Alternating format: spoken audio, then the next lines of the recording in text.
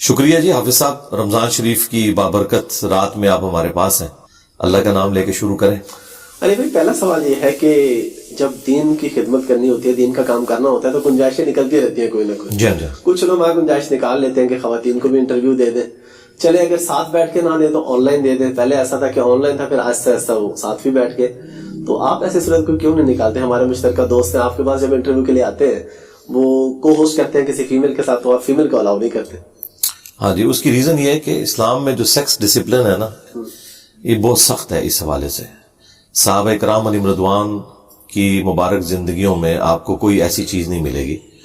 رسول اللہ صلی اللہ علیہ وآلہ وسلم کی شخصیت ایک یونیک پرسنالٹی تھی، وہ امت کے باپ بھی تھے۔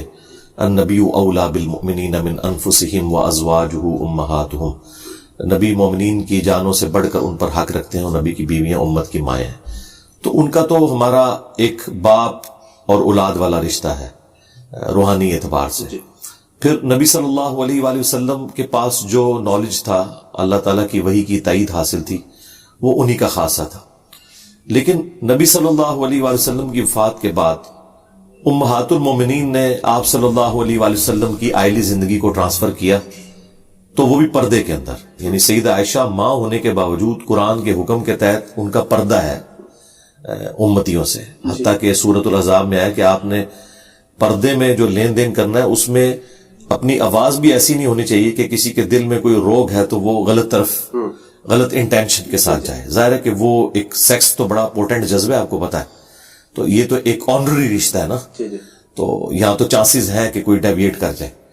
تو اس اعتبار سے سیدہ عائشہ سلام اللہ علیہا سے لوگ مسائل پوچھتے تھے، لیکن پردے میں بیٹھ کے، ٹھیک ہے، اور وہ ماں کی حیثیت سے وہ بات ہی یہاں سے سٹارٹ کرتے تھے، اماں جان یہ بتائیے، اماں جان یہ بتائیے، یعنی آپ سے جو عمر میں بڑے تھے وہ بھی آپ کو اماں جان کہہ کے پکارتے تھے۔ اس کے بعد یہ کوئی لیگیسی چلی نہیں آگے کہ تابعین نے کوئی درس لیے ہوں صحابیہ عورتوں سے یا تابعہ عورتوں سے، تبع تابعین نے درس لیے ہوں۔ اس لیے میں تو ڈاکٹر فرحت ہاشمی ایک بہت بڑی آج کے دور کی اسکالر ہیں، اور قرآن کے حوالے سے ان کی بہت بڑی خدمت ہے، تو میں تو اسٹوڈنٹس کو کبھی یہ ریکمینڈ نہیں کرتا، میل اسٹوڈنٹس کو، کہ وہ ان کے درس سنیں، کیونکہ ان کے جو بولنے کا انداز ہے نا، اس طرح کے انداز کے ساتھ آپ مرد کے ساتھ گفتگو نہیں کر سکتے، یعنی جسے ایک تھوڑا لچھے دار انداز، یہ میں ان کے لیے نہیں استعمال کر رہا، میں ذرا آسان اردو میں سمجھانا چاہ رہا ہوں۔ عورتوں کے لیے ان سے بیسٹ کوئی ٹیچر نہیں ہے، اور انہوں نے ریولوشن برپا کی ہے۔ میں اکثر کہتا ہوں کہ مولانا مودودی رحمہ اللہ کی دو زندہ کرامتیں ہیں ان کے جانے کے بعد، ایک ڈاکٹر اسرار صاحب رحمہ اللہ تعالی جو اپنی ویڈیوز میں ابھی بھی زندہ ہے، اور دوسری فرحت ہاشمی۔ تو یہ یعنی دو لوگوں نے قرآن کے حوالے سے وہ کام کیا جو صدیوں میں کسی نے نہیں کیا، اور نہ صرف قرآن کے حوالے سے کام کیا بلکہ ایسے اسٹوڈنٹ پروڈیوس کیے کہ جنہوں نے قرآن کی آواز دنیا کے ہر کونے تک پہنچائی، اور ان کے اندر وہ پیشن پیدا ہو گیا کہ ہم نے اب اس دعوت کو لے کے چلنا ہے۔ تو یہ جو آج کل علماء کا یہ والا سلسلہ شروع ہوا ہے نا جی، کہ جس میں یہ عورتوں کے ساتھ اس طریقے سے انٹریکشن کرتے ہیں، یہ انتہائی خطرناک ہے، اور میں یہ سمجھتا ہوں کہ یہ شیطان کا ایک بہت بڑا وار ہے علماء کو میلائن کرنے کے لیے۔ یہ آہستہ آہستہ وہ داخل ہوتا ہے نا۔ اب دیکھیں جامع ترمذی میں حدیث ہے اور سنن نسائی الکبریٰ کے اندر موجود ہے، نبی علیہ السلام نے فرمایا کہ جہاں دو اجنبی مرد و عورت ہوتے ہیں، تیسرا ان میں شیطان ہوتا ہے۔ اچھا، اس میں کوئی کہہ سکتا ہے کہ یہ تو ایک بالکل کوئی ایکسٹریم لیول پہ کوئی علیحدہ ہو جائے، جہاں پہ ایک پبلک گیدرنگ ہے اس میں فرق نہیں پڑتا، لیکن بہرحال جب آپ 1 to 1 انٹریکشن کر رہے ہوتے ہیں انٹرویو میں، اور آنکھوں کا بھی انٹریکشن ہوتا ہے، تو یہی وہ چیز ہے جس کو منع کیا گیا نا سورہ النور کے اندر، کہ پہلے مومن مردوں کو حکم دیا گیا ہے کہ انہیں حکم دو اے نبی علیہ السلام اپنی نگاہوں کو نیچا رکھیں، اور مومنہ عورتوں سے کہو کہ اپنی نگاہوں کو نیچا رکھیں، یعنی مرد و عورت جو ہے یہ آپس میں اس طرح کا کوئی انٹریکشن نہیں کر سکتے نامحرم انٹرویو والا۔ اب دیکھیں، مجھے بتائے سورہ نور کے ہوتے ہوئے میں کس طرح یہ لوگوں کو الاؤ کروں کہ وہ قرآن کی تعلیمات کے خلاف چلتے ہوئے یہ والا معاملہ کریں انٹریکشن کا اس اعتبار سے۔ تو میرا خیال ہے عورتوں میں ایسے یعنی ایسی اینکرز موجود ہیں جو ان کا اچھا انٹرویو کر سکتی ہیں، تو وہ کریں اور اچھے طریقے سے اپنی بات ان تک وہ پہنچائیں، بہت اچھی بات ہے۔ لیکن مردوں کے ساتھ جب انٹریکشن ہوگا نا جی، وہ پھر بقول خان خطرناک نہیں خطرے ناک ہو جائے گا. اور بات پھر آگے یعنی ایک اس طریقے سے اس میں شیطان داخل ہوتا ہے کہ باقی لوگ پھر جو باتیں کرتے ہیں اور پھر دل کا روگ جو ہے وہ بعض اوقات سامنے آنا شروع ہو جاتا ہے. ظاہر ہے شیطان تو ہر ایک بندے کے ساتھ اٹیچ ہے نا. تو اس اعتبار سے آپ دیکھیں اسلام میں عورت کی آواز کا بھی مرد کے پوائنٹ آف ویو سے پردہ ہے. بخاری مسلم میں حدیث ہے اگر مرد امام بھول جائے گا تو مرد اسے سبحان اللہ کہہ کے غلطی پر مطلع کریں گے اور عورتیں سبحان اللہ نہیں کہیں گی, تصفیق ہاتھ پہ ہاتھ ماریں گی.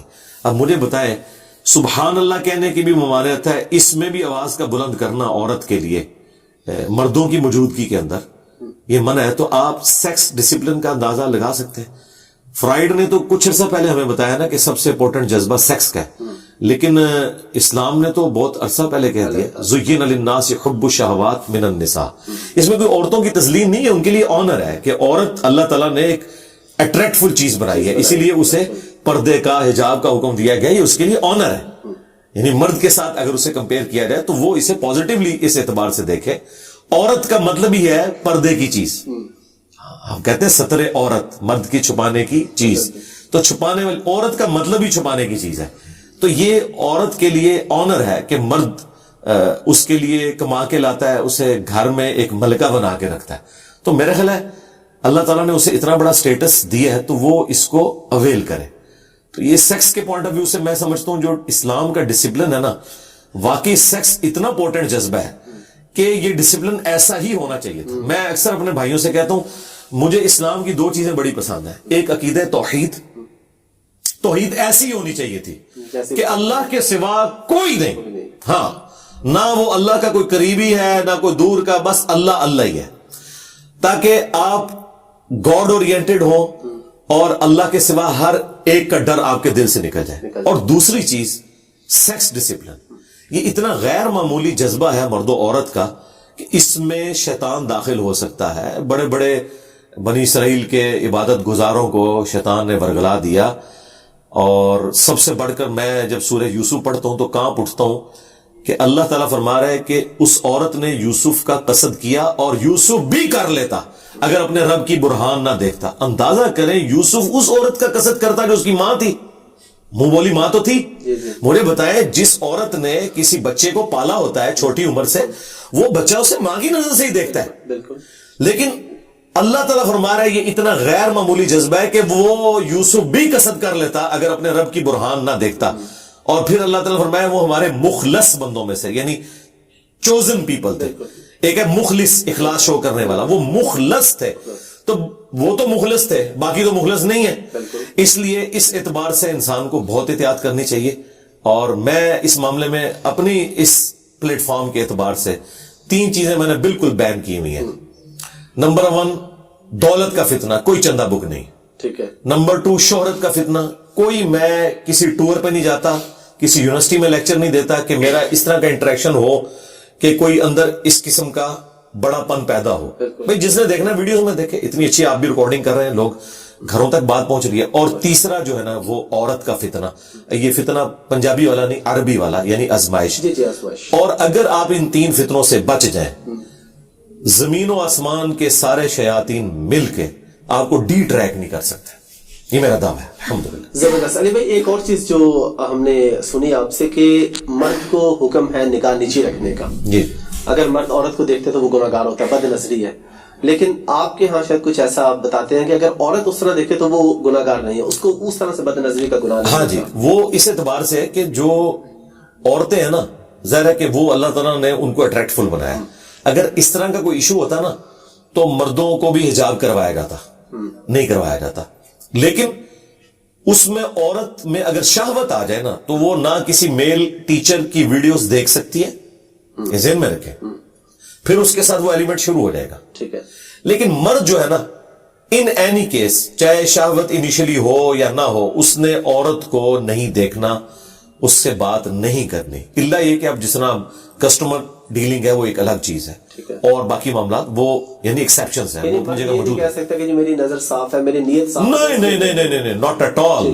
اور مجھے بتائیے یہ جو آپ کو پاکیزہ رشتے بنا کے پیش کرتے ہیں, ایک کیپٹن نے مجھے کال کی, وہ کہتا ہے جی علی بھائی مجھے ایک عورت کے ساتھ پاکیزہ محبت ہو گئی ہے. میں نے کہا یار یہ پاکیزہ محبت کون سی ہوتی ہے؟ وہ پاکیزہ محبت اس کو کہہ رہے تھے کہ ہماری اچھی دوستی ہے لیکن ہم ایک دوسرے کو ٹچ نہیں کرتے. کسی اور کے لیے پاکیزہ محبت یہ ہوگی کہ دوستی ہے اور ٹچ کرنے کی حد تک ہے، اس سے آگے نہیں بڑھتے. ہاں تو یہ بڑھتے تھیندے تھیندے بندہ تھین جاتا ہے. میں نے کہا بھائی اسلام میں جو پاکیزہ دوستی ہے وہ میاں بیوی کا رشتہ ہے. سنن ابن ماجہ میں حدیث ہے تم نے کوئی بھی دو محبت کرنے والے ہیں میاں بیوی سے بڑھ کر نہیں دیکھے ہوں گے. تو نبی علیہ السلام نے جو رشتہ بتایا وہ تو میاں بیوی کا ہے. اس طرح کا تو کوئی رشتہ نہیں ہے جی پلانٹ ارتھ پہ سب سے سٹرونگ مضبوط، بلکہ جسے وہ ہمارے استاد ڈاکٹر جاوید غامدی صاحب، ڈاکٹر تو میں آنری طور پہ انہیں کہہ رہا ہوں، وہ فرماتے ہیں نا کہ یہ خدائی رشتہ ہے ایک زمین کے اوپر. ظاہر ہے کہ یہ آپ کا جو خاندانی سسٹم ہے وہ سارے کا سارا اسی کے ساتھ جڑا ہوا ہے نا. تو یہ ایک رشتہ اللہ تعالیٰ نے رکھا ہے، تو اس رشتے کو آپ انجوائے کریں. اللہ تعالیٰ قرآن میں فرما رہا ہے تمہاری بیویاں تمہاری کھیتیاں ہیں، وہ تمہارا لباس ہے تم ان کے لباس ہو. یعنی لباس اور انسان کا کوئی پردہ نہیں ہے. یہ ایسی بہترین انداز میں اس رشتے کو بتایا گیا ہے کہ اس کے بعد تو کسی اور دوستی کی ضرورت ہی نہیں. میں کہتا